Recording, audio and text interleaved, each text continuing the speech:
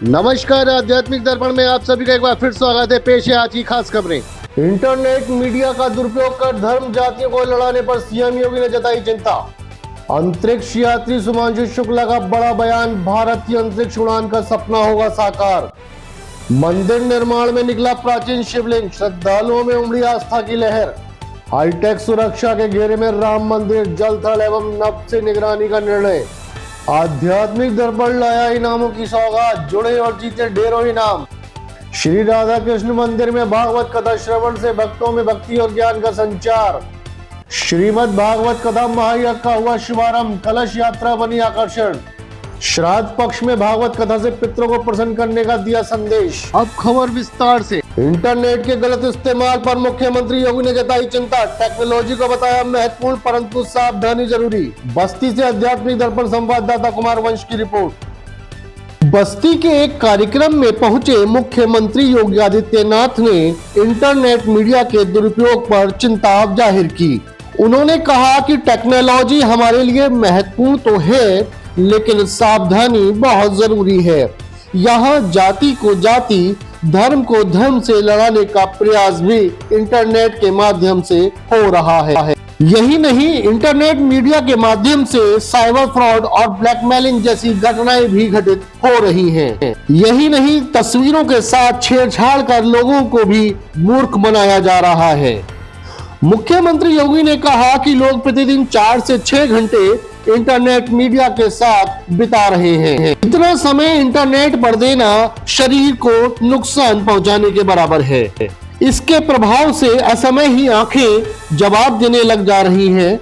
इसलिए टेक्नोलॉजी हमें न संचालित करने लगे, इसके लिए सतर्क रहना आवश्यक होगा। बस्ती से आध्यात्मिक दर्पण संवाददाता कुमार वंश की यह खास रिपोर्ट। और आज का समय तो आपने देखा होगा, आज का समय सोशल मीडिया का समय। सोशल मीडिया का दुरुपयोग भी हो सकता है, सदुपयोग भी हो सकता है। सोशल मीडिया के प्लेटफॉर्म में, डिजिटल मीडिया के प्लेटफॉर्म में किस तरीके से सोसाइटी में भ्रम पैदा करने का प्रयास होता है, जाति को जाति से लड़ाने का प्रयास होता है। फेक अकाउंट बना करके कैसे एक दूसरे को गाली दे करके और गाली दिलवा करके फिर आपस में बांटने का कुत्सित प्रयास हो रहा है। ये सोशल मीडिया प्लेटफॉर्म का, डिजिटल मीडिया प्लेटफॉर्म का उपयोग हम अच्छी चीजों के लिए कर सकते हैं। इस प्लेटफॉर्म का उपयोग अच्छी शिक्षा के लिए किया जा सकता था।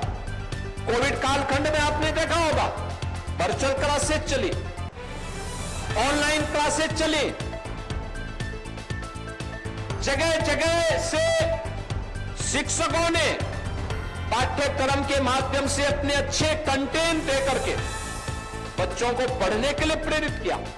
एक पक्ष उसका सकारात्मक है, जो सकारात्मक पक्ष है कि कहीं किसी ने अच्छा काम किया, उस अच्छे काम के हमने प्रचार प्रसार किया, और प्रचार प्रसार किया तो लोगों के मन में आया कि हाँ, इसने अच्छा काम किया है, हम भी अच्छा करेंगे। एक स्वस्थ प्रतिस्पर्धा आगे बढ़ी। लेकिन दूसरी तरफ उसका दुरुपयोग भी क्या है कि दो गलत फेक अकाउंट बना के एक जाति को गाली दे रहा है, दूसरा दूसरी जाति को गाली दे रहा है, और पता लग रहा है कि जो जिस जाति का बंदा है न वो उस जाति का है, लेकिन उसने छद्म रूप में अकाउंट बनाने में सफलता प्राप्त की और उसके बाद सोशल मीडिया के प्लेटफॉर्म का दुरुपयोग शुरू हो गया। भारत को लेकर अंतरिक्ष यात्री सुमांशु शुक्ला का बड़ा बयान। 2035 में स्पेस स्टेशन एवं 2040 में चंद्रमा पर मानव मिशन। लखनऊ से आध्यात्मिक दर्पण संवाददाता अभय गुप्ता की रिपोर्ट। लखनऊ में एक यूनिवर्सिटी के दीक्षांत समारोह के मुख्य अतिथि सुमांशु शुक्ला ने एक बड़ा बयान दिया।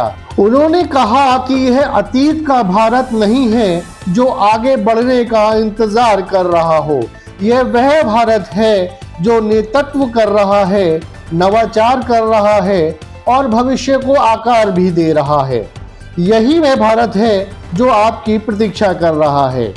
उन्होंने कहा कि हमारी यह महत्वाकांक्षाएं चुनौतीपूर्ण हैं और इसके लिए पूरे देश के संसाधनों व आप जैसे लोगों की क्षमताओं की आवश्यकता है। सबसे पहले मुझे भारत के अंतरिक्ष क्षेत्र की परिवर्तनकारी शक्ति पर विश्वास है। जो हमें 2047 तक विकसित भारत के हमारे विजन के और करीब ले जाएगी। शुभांशु शुक्ला ने कहा कि डॉक्टर कलाम ने हमें सिखाया है कि सपने वो नहीं हैं जो हम नींद में देखते हैं, सपने वो हैं जो हमें रात में जगाए रखते हैं। शुभांशु शुक्ला के अनुसार भारतीय यात्री 2035 तक अंतरिक्ष स्टेशन व 2040 तक चंद्रमा पर भी कदम रखेंगे, जिसके लिए हम सभी को मिलकर इस पर पूर्ण रूप से कार्य करना होगा। लखनऊ से आध्यात्मिक दर्पण संवाददाता अभय गुप्ता की है खास report. You are graduating at the most exciting time in India's journey of space exploration. India became the first country to touch down on the south pole of Moon through ISRO's Chandrayaan-3 mission. Mission Gaganyaan, which I am a part of, prepares to send Indians into space. By 2035, we aim for a Bharatiya Antariksh Station, our own space station. And by 2040, an Indian setting foot on the moon. This is not the India of the past, waiting to catch up. This is an India that is leading, innovating, and shaping the future. And this is the India that is waiting for you. You, the class of 25, are not spectators. You are participants in this journey. Your degrees are not just tickets to your jobs. They are tools for nation building, and I'm counting on each and every one of you and others who will follow in your footsteps. I will not leave you with mere words today. I want to leave you with two promises, commitments that I believe can shape the future of a nation and your generation. First, I believe in the transformative power of India's space sector to propel us closer to our vision of Viksit Bharat by 2047. And this is not a dream. It is a responsibility that we must enable together. पुनर्निर्माण कार्य ने दी चमत्कारी खोज, मंदिर परिसर में मिला प्राचीन शिवलिंग, शिव भक्तों में खुशी की लहर। बरेली से आध्यात्मिक दर्पण संवाददाता प्रदीप सक्सेना की रिपोर्ट। नई बस्ती माधोवाड़ी के होली चौराहे पर मंदिर के पुनर्निर्माण के दौरान मंगलवार शाम शिवलिंग प्रकट हुआ। बताया जाता है कि दुर्गा मंदिर के पीछे बने भोलेनाथ मंदिर का बीते 15 दिनों से पुनर्निर्माण चल रहा था। मंदिर कमेटी के सदस्य संतोष कुमार के अनुसार मंदिर के फर्श को हटाते समय मजदूरों ने एक के बाद एक करीब 7 ईंटों की परतें निकाली। इसके नीचे से लगभग पुराना शिवलिंग सामने प्रकट हुआ। शिवलिंग निकलते ही वहां भक्तों का तांता लग गया। स्थानीय लोगों ने पूजा अर्चना शुरू कर दी, भोलेनाथ के जयकारे लगाए। शिवलिंग के दर्शन को लेकर लोगों में उत्साह का माहौल रहा। मंदिर समिति के पदाधिकारियों ने बताया कि इस प्राचीन शिवलिंग को मंदिर में ही विधि विधान से स्थापित किया जाएगा और मंदिर को भव्य स्वरूप प्रदान किया जाएगा। स्थानीय लोगों ने इसे क्षेत्र की धार्मिक धरोहर बताया है। उनका कहना है कि भोलेनाथ का यहाँ प्रकट होना आस्था को और मजबूत करेगा। इस अवसर पर आध्यात्मिक दर्पण संवाददाता प्रदीप सक्सेना इन लोगों से बात की, आइए जानते हैं। नमस्कार, आप देख रहे हैं आध्यात्मिक दर्पण और इस समय मौजूद है माधोवाड़ी के नई बस्ती में। यहाँ पर एक पुनर्निर्माण चला था मंदिर का। मंदिर में पुनर्निर्माण के दौरान एक शिवलिंग प्रकट हुए हैं भोलेनाथ के, और यहाँ पे जब शिवलिंग प्रकट हुए उसके बाद यहाँ पे श्रद्धालुओं की भीड़ लगी, पूजा अर्चना शुरू हुई। हम यहाँ पर मौजूद है, आइए बात करते हैं यहाँ के लोगों से, कैसे कब और कहाँ ये देखा।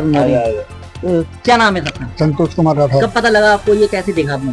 कल शाम को 4:30 बजे मैं दीवारों में तरी कर रहा था, तो उसके दौरान जब तरी कर दी मैंने, तो मेरे को लगा मैं तो फर्श खोद लूँ। जब मैं फर्श खोद रहा था तो ये ईंटों का डिजाइन निकला। जब मैं ईंटों का डिजाइन निकला तो मैंने उसको खोदा, फिर मैं खोदते चले आधे घंटे की खुदाई के बाद ये महादेव जी अंदर से प्रकट हुए। जय श्री राम। तो ये कितने वर्ष पुराने लग रहे हैं? 1857 और 52 की ईंटें निकली हैं। 1857। मेरा नाम राजेश शर्मा। तो ये कब कल आपने जब देखा, आप लोगों ने देखा, तो क्या कहना चाहेंगे? भैया भोलेनाथ की कृपा है, चमत्कारी बाबा मंदिर हो गया। ये भोलेनाथ चमत्कारी। कौन सा मंदिर है, कहाँ पे लगता है ये मंदिर? ये मंदिर है नई बस्ती माधोवाड़ी का, मटिया बोलते हैं वैसे इसे। मटिया बोलते हैं। अब इसका मंदिर में निर्माण हो रहा है दोबारा से। तो दोबारा से निर्माण हो रहा है, अभी दोबारा निर्माण होगा, इसके बाद ये प्रकट हुए। ये कम से 200 साल पुराने होंगे हमारे हिसाब से पूरा। और लोग भी मौजूद है। क्या बात? पुराना निर्माण, यहाँ जो निर्माण है दोबारा से कराया जा रहा था क्योंकि वो पुराना हो गया था काफी, और मूर्तियां कुछ खंडित हो गई थी। तो यहाँ पर जो शिवालय था वो उसके ऊपर था, पहले इस वाले शिवलिंग के ऊपर ठीक शिवालय था, तो उसको हटा करके तो गंगा जी में हमने विसर्जित, उसको हटा करके हमने गंगा जी में विसर्जित कर दिया। और ये थोड़ा इसका फरस वगैरह था तो इसको मलबा वगैरह हम एकसा करने के लिए हमने इसको तोड़ा था, ठीक है, इसको तोड़ के हम एकसा कर लें। तो ये संतोष भाई हैं हमारे मोहल्ले बस्ती के, सब सारे लोग यहाँ खड़े हुए हैं। इन्होंने क्या करा, तरी के दौरान इन्होंने सोचा कि फर्श को हम हथौड़े से तोड़ के सीधा कर दें, गट्टा कर दें इसका एक जैसा। तो उन्होंने तोड़ा तो फर्श हथौड़ा मारने से नीचे धस गया। जब धस गया तो उन्होंने ये देखा कि ये धस गया तो मैं मिट्टी से हाथ से निकालूं, तो उन्होंने हाथ से निकाला तो ये आपको बना हुआ डिजाइन स्ट्रक्चर दिख रहा होगा, ये पुराना, ये पहले का बना हुआ, ये ऐसे कैसे निकलता गया, ईंटें निकालते गए। जब ईंटें निकालते गए तो इन्होंने देखा कि नीचे मिट्टी में दबे हुए ये भोलेनाथ, हाँ, शिवलिंग मिल गई इनको। फिर सफाई करी, फिर लोगों ने प्रकट जब हुए तो ये सब पूजा अर्चना चालू है। और शिवलिंग जो है इसमें पूरा जल जाने का रास्ता वगैरह सब, इसमें सारा जल जाने का रास्ता वगैरह सब पुराना बना हुआ है इसे पहले से ही। आप अपने कैमरे में दिखा भी सकते हैं अच्छे तरीके से, क्योंकि और बहुत अच्छे तरीके से निकले हैं सब। भगवान ने प्रकट हुए हैं और पुनर्निर्माण चल रहा था माधोवाड़ी वालों। उसके बाद ये माधोवाड़ी में नई बस्ती में प्रकट हुए हैं और इसमें ओम का चिन्ह भी बना हुआ है, आप देख सकते हैं। बाबा प्रकट हुए हैं, बस सही है। और यहाँ पर हम यहाँ पर आए हुए हैं तो लोगों से हमने जानकारी ली है। यहाँ पर आप हमारे साथ यहाँ पे लोग मौजूद थे। हम आप देख रहे हैं आध्यात्मिक दर्पण चैनल, बरेली से प्रदीप सक्सेना की रिपोर्ट।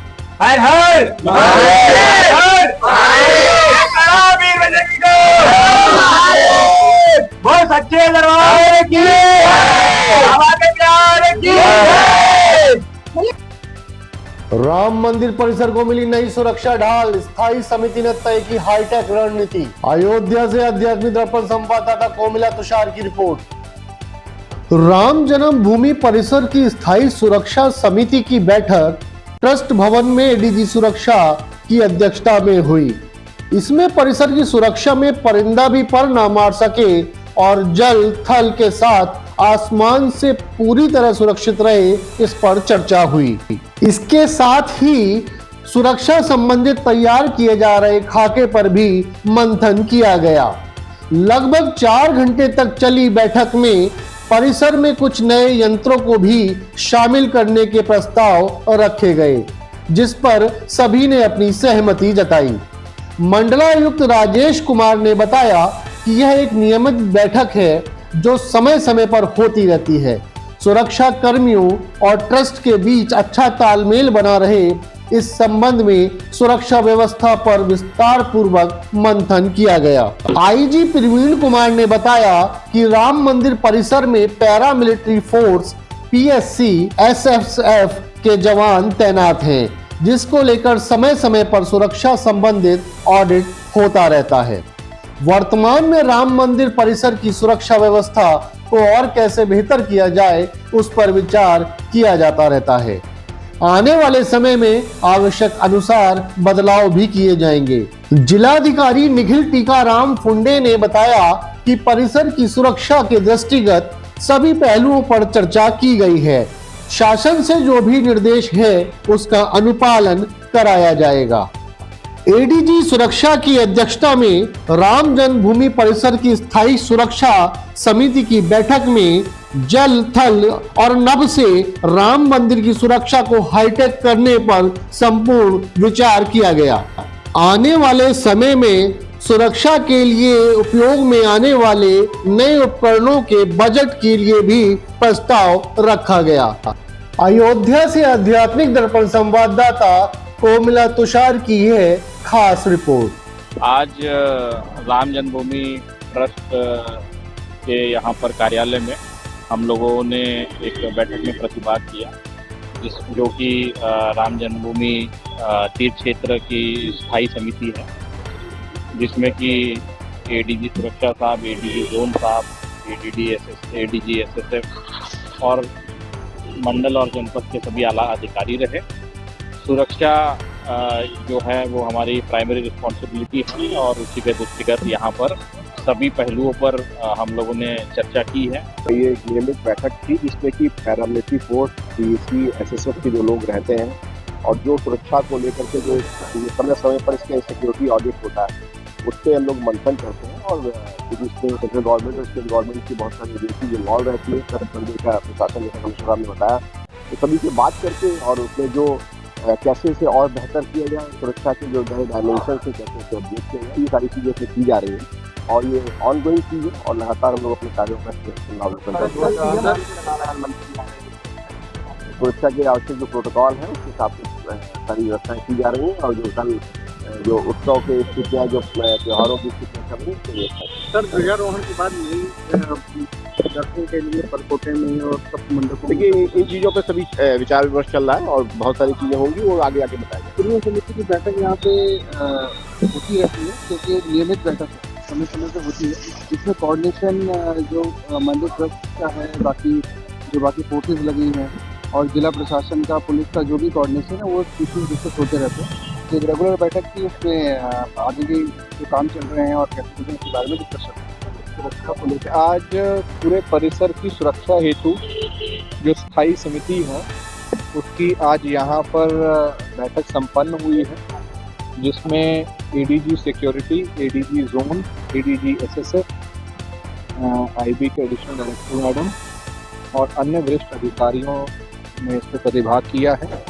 समय समय पर सुरक्षा की जो योजना है उसको अपडेट करने के लिए मंदिर का निर्माण कार्य बहुत ही तेज़ी से चल रहा है, कंप्लीशन की ओर है। उस स्थिति को देखते हुए कैसे कैसे यहाँ पर सिक्योरिटी स्कीम्स को लागू करना है।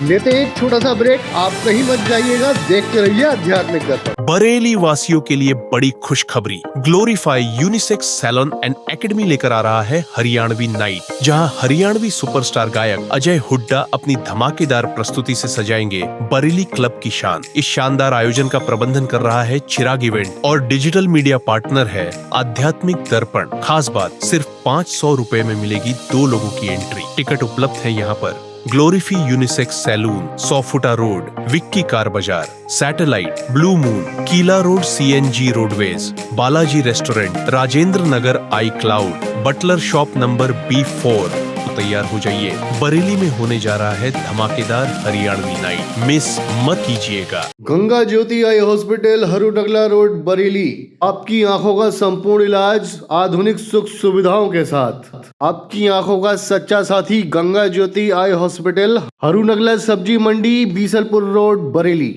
बैल कोलू कच्ची घानी सरसों का तेल, नाम ही पहचान है। बैल कोलू कच्ची घानी सरसों का तेल, नाम ही पहचान है। बॉम्बे हौजरी एक जाना पहचाना नाम, गुणवत्ता के साथ वर्षों से आपकी सेवा में तत्पर। रेडीमेड गारमेंट्स के थोक विक्रेता, एक बार अवश्य पधारे बॉम्बे हौजरी, निकट सूद धर्म काटा, प्रेमनगर रोड, बरेली। ब्रेक के बाद आप सभी का हार्दिक स्वागत है। आध्यात्मिक दर्पण लाया दिवाली से पहले खुशियों की सौगात। सब्सक्राइब करें एवं जीतें ढेरों इनाम। बरेली से आध्यात्मिक दर्पण संवाददाता मयंक गुप्ता की रिपोर्ट। नमस्कार दर्शकों, आप देख रहे हैं आध्यात्मिक दर्पण और आपके लिए लेकर आए हैं इस दीपावली सीजन में खुशियों की सौगात। जी हाँ, इस बार दिवाली से पहले हम कर रहे हैं इनामों की बौछार। हर हफ्ते निकलेगा लकी ड्रॉ और आपको मिल सकते हैं शानदार गिफ्ट। हमारे चैनल आध्यात्मिक दर्पण को सब्सक्राइब कीजिए। सब्सक्राइब का स्क्रीनशॉट हमारे दिए गए नंबर पर भेजिए और आप ऑटोमेटिकली शामिल हो जाएंगे हमारे लकी ड्रॉ में। इतना ही नहीं दोस्तों, हम करने जा रहे हैं एक मेगा बम्पर लकी ड्रॉ, जिसमें पहला इनाम है नैनीताल ट्रिप, 3 दिन 2 रातों का रोमांचक सफर और दूसरा इनाम ब्रांड न्यू साउंड सिस्टम। तीसरा इनाम सुंदर डिनर सेट और भी बहुत सारे शानदार गिफ्ट आपके इंतजार में हैं। तो देर किस बात की, अभी सब्सक्राइब कीजिए, स्क्रीनशॉट भेजिए और जीतिए इनाम हर हफ्ते और शायद आप बन जाएं हमारे मेगा बम्पर विनर। बने रहिए आध्यात्मिक दर्पण के साथ, क्योंकि यहाँ सिर्फ खबरें ही नहीं, खुशियों के मौके भी मिलते हैं। भक्ति रस से सरोवर हुआ श्री राधा कृष्ण मंदिर, भक्तों ने लिया श्रीमद् भागवत कथा का आनंद। बरेली से आध्यात्मिक दर्पण संवाददाता प्रदीप सक्सेना की रिपोर्ट।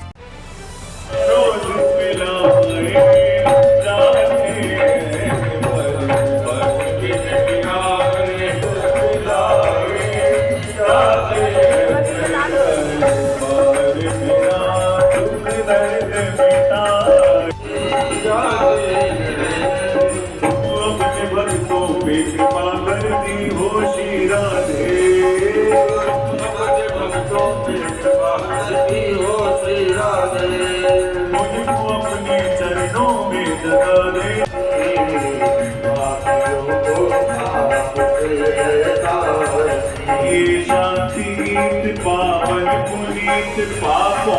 सुख भी प्यारे हैं, दुख भी प्यारे हैं, बस दोनों ही आपके हैं, हमारा कुछ नहीं। किसे छोड़ दूं, दोनों तो आपके हैं।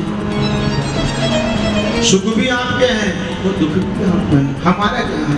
हमें तो दोनों आप जो प्रदान कर दोगे हम वही प्राप्त करेंगे। सुख भी मुझे प्यारे हैं,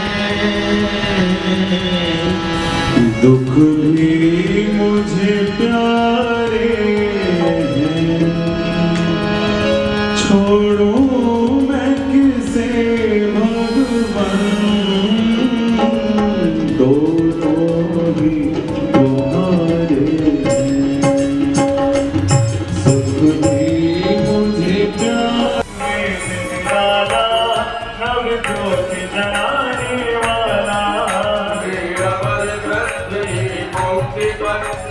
पंचम वेद निराला, नव ज्योति जगाने वाला, श्री राम घनश्याम यही दुख हरनी है, दुख हरनी है, दुख हरनी ये सुख करनी है, दुख हरनी है, सुख हरनी है, दुख हरनी श्रीमद्सूदन की हमारे मारवाड़ीगंज में श्री राधा कृष्ण मंदिर देवालय में श्रीमद् भागवत सप्ताह आज संपन्न हो रहा है। आज भागवत का तृतीय दिवस है। तृतीय दिवस की वेला में परीक्षित प्रसंग, षष्ठी का वर्णन, भगवान कपिल देव का वर्णन, जड़ भरत का वर्णन, प्रयाग कीर्ति पर हमारी आज कथा का विश्राम जो है। ये कब से चल रही है और कब तक चलेगी? हमारे 8 तारीख से प्रारंभ हुई और 14 तारीख तक चलती है। क्या समय है इसका? समय शाम को 4 से 8। 15 तारीख को यज्ञ होने के बाद में पूर्णाहुति और भंडारा, कथा का विश्राम। गौ सेवा गोपाल सेवा समिति ने रचा आस्था का अनूठा संगम, निकली आकर्षक कलश यात्रा। रामपुर से आध्यात्मिक दर्पण संवाददाता अमित शर्मा की रिपोर्ट।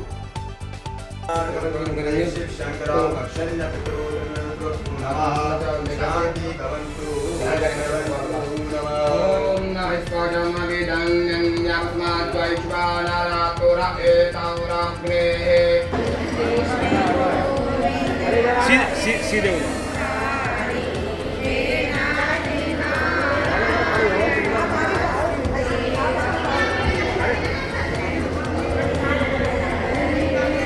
बोलबा के हरि नाम की जय, राधा रानी सरकार की जय, विजयराज की जय,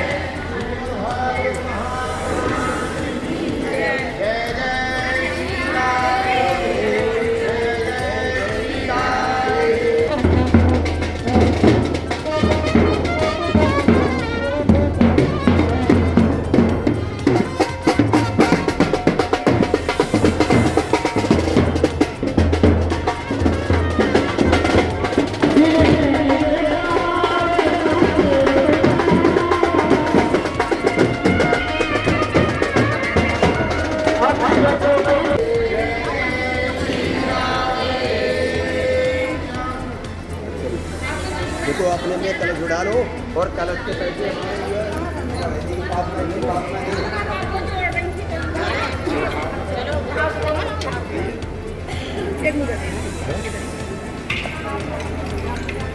और आप इधर आओ भाई साहब, आप इधर आओ।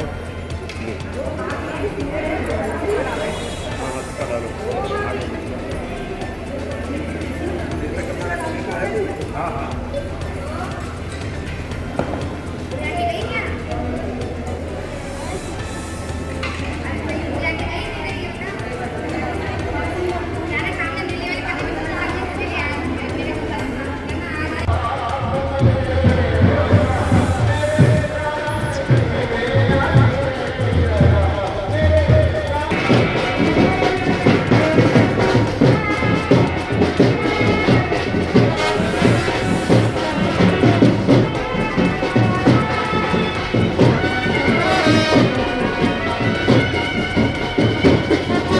श्री राधे जय श्री कृष्ण।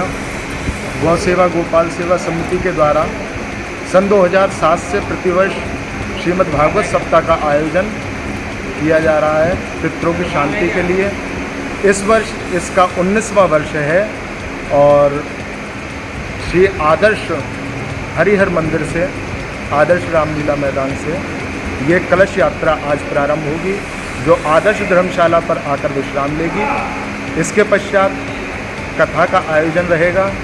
आज की कथा का आयोजन कलश यात्रा के पश्चात तुरंत रहेगा। उसके बाद नित्य प्रति 3 बजे से 6 बजे तक यहाँ पर श्रीमद् भागवत सप्ताह ज्ञान यज्ञ का आयोजन रहेगा, जिसमें सभी अपने पितरों की शांति एवं मुक्ति के लिए आकर यहाँ पर कथा श्रवण कर धर्म लाभ प्राप्त करें।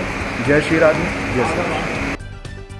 सुभाष नगर नर्मदेश्वर नाथ मंदिर में श्राद्ध पक्ष में भागवत कथा से पितरों को प्रसन्न करने का दिया संदेश। बरेली से आध्यात्मिक दर्पण संवाददाता प्रदीप सक्सेना की रिपोर्ट।